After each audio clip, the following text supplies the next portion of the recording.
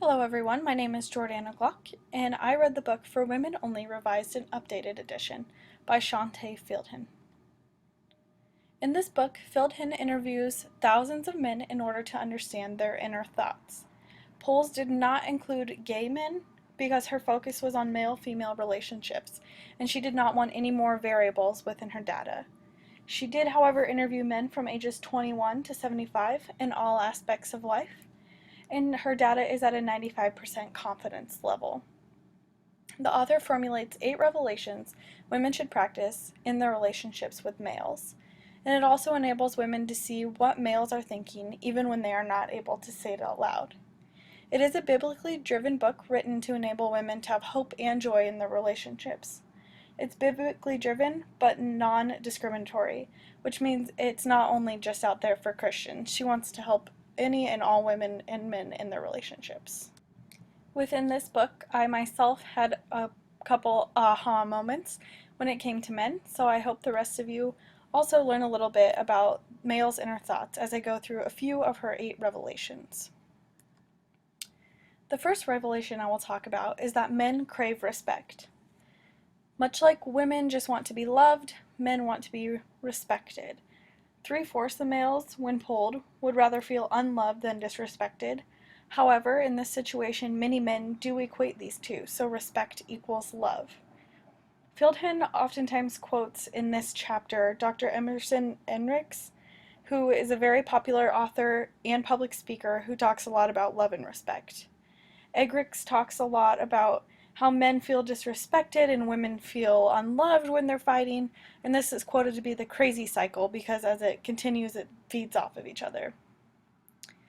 Men want to feel like their judgment is respected, so women should try their best not to question males' every action. In an article published by International Journal by Monolivia and Pears, men who feel like their judgment or character has been questioned are 75% more likely to dismiss the rest of what their partner says in this conversation. So with the age-old argument, why don't you just ask for directions?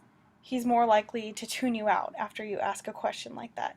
So let him try to find, build, or fix whatever it is that he needs to fix, and you might just get a pleasant surprise from it, ladies.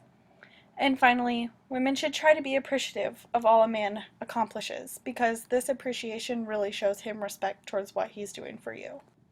Men also feel insecure. No matter how in control a man appears to be on the outside, he does tend to doubt himself.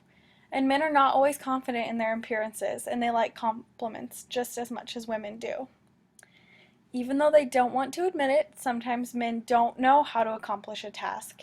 Back to not wanting to ask for directions, but they are driven by desire to try, so you need to let them in order for them to feel secure about themselves, ladies. Men can also feel as if they can easily be replaced, whether it's at work or at home in their relationship, which is why sometimes it can seem like men are always competing for everything. In a study by Vanglety and Pears, men and women's thoughts during everyday conversations were recorded, and men feel as if they compete for their spouse's attention against materialistic items more so than other people, which kind of moves on to our next topic here. Men have a need to provide. Even if a man makes enough money to support his family, he continuously feels the need to provide. And this also holds true even if his spouse makes equal or more money than him. This is because men feel powerful when they provide, and being able to support their wives is one of their main ways of saying that I love you. However, men can also feel really pressured by the need to provide. In this scenario, women should try to provide support, and this can be done in the form of dividing the financial burden, trying to pick up some of the slack, but support can also mean appreciation. If a man picks up some extra hours at work or another shift, a woman can show her appreciation in a way that uplifts him, and then he will feel like he is providing. In an article in the Journal of Men's Studies by Olsted and Bischoping, supports these methods. So the article reads that men's panic systems are stimulated by a lack of money more than any other stressful situation. and even men that are well above poverty level will feel the need to earn more in order to please their spouses.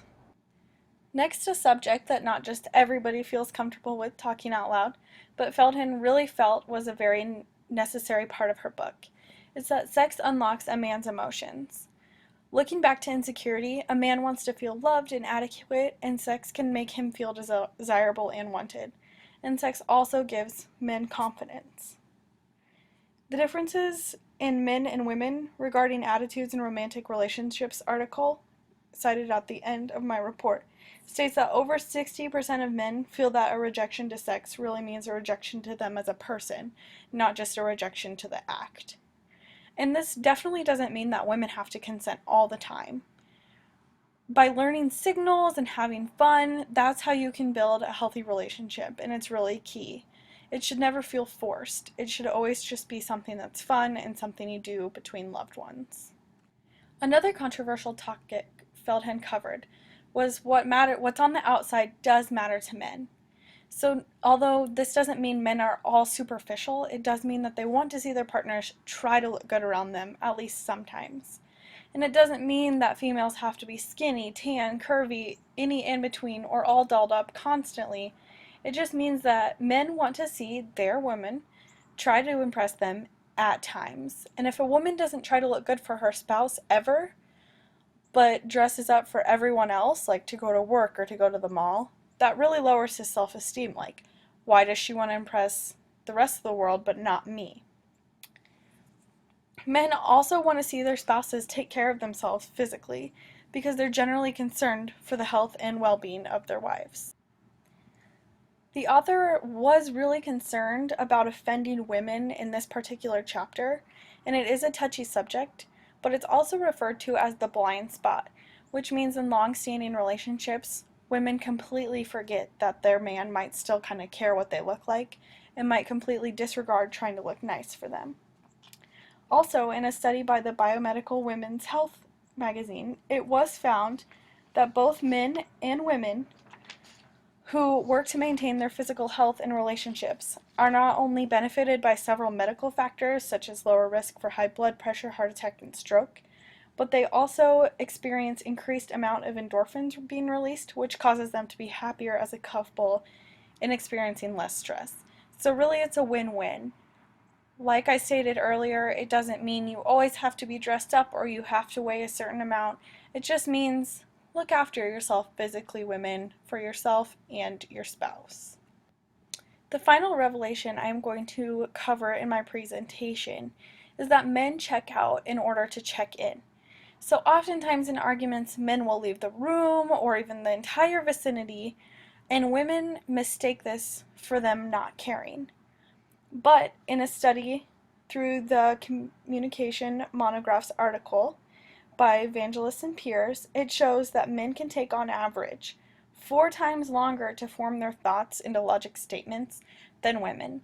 So oftentimes them leaving the room is just needing to process and think before they can talk.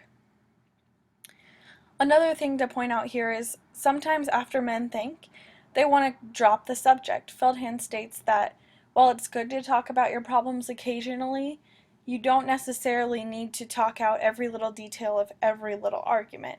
That's not necessarily healthy either. So women, if your man needs some time to leave the room, take a breather, let him. Don't follow him and pursue him. Give him that extra time he needs to process. So that basically wraps up my presentation on For Women Only by Shaunti Feldhahn. I was a little surprised by some of her findings.